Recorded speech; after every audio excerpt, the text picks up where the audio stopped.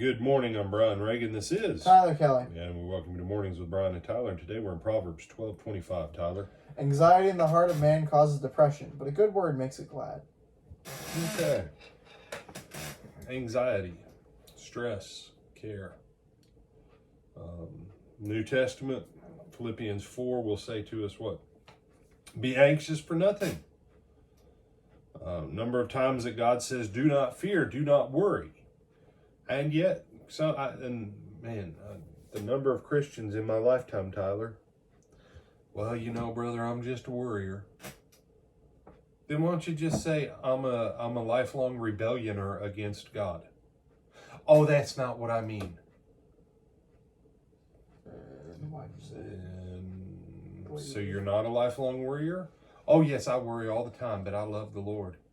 Well, the Lord tells you not to worry. The Lord tells you not to engage in anxiety. The Lord tells you cast all your cares upon Him, for He cares for you. Well, this isn't a good word that cheers my heart. The only reason it's not a good word that cheers your heart is because you're not in obedience to the word. Do you never get anxiety or stress, brother? No, sometimes I do. And then I go, oh, wait, yeah, I'm supposed to give this over to the Lord. And sometimes the moment I go, yeah, I need to give this over to the Lord, then sometimes it'll flash in my head. Well, what is it that you're giving Him? Paranoia? Or is it an actual legitimate concern that needs help and assistance? You see, most of the time, the things we worry about, they don't actually even exist.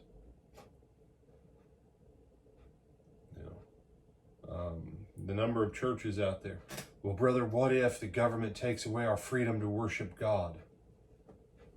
Let me ask you something, Tyler. Mm-hmm. Does the government give us freedom to worship God? No. Who gives us the freedom to worship God? God. God. But brother, what if? But brother, what if? But brother, what if? Sounds like worrying. What if none of what you're what-ifing comes to pass? What if that? You see, that's a tactic of what entity, Tyler? The devil. The devil. Because if the devil can keep you focused on what may or may not happen, and that's the whole point of most of the news media, is to keep you amped up. Had a conversation with a gentleman not very long ago, and he was mad about all kinds of stuff. And it took me, I don't know, man, it took me like 6 days, 5-6 days to figure out what in the world is he so upset about? Because everything he's saying makes no sense. And then I said, oh, okay, now I know. He watches the news. And the news had taken some stuff about legislation, and one side twisted it this way, saying it was going to put everybody back 200 years. And then the other part of the news twisted it this way. Mm-hmm. And the fact is that neither side, with their twisting, got much of any of it right. But if the only thing you listened to was the news, what if? Yeah.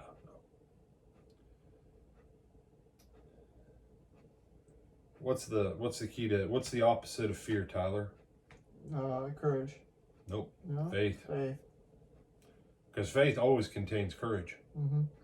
But courage doesn't always contain faith. This is true. And that's why the opposite of fear, biblically speaking, is faith. When the Lord tells Joshua to be of good courage, it's right in the middle of Him telling him be of good courage 4 times in Joshua chapter 1. He says, this word of the law, don't let it depart from your eyes. Don't let it depart from your mouth.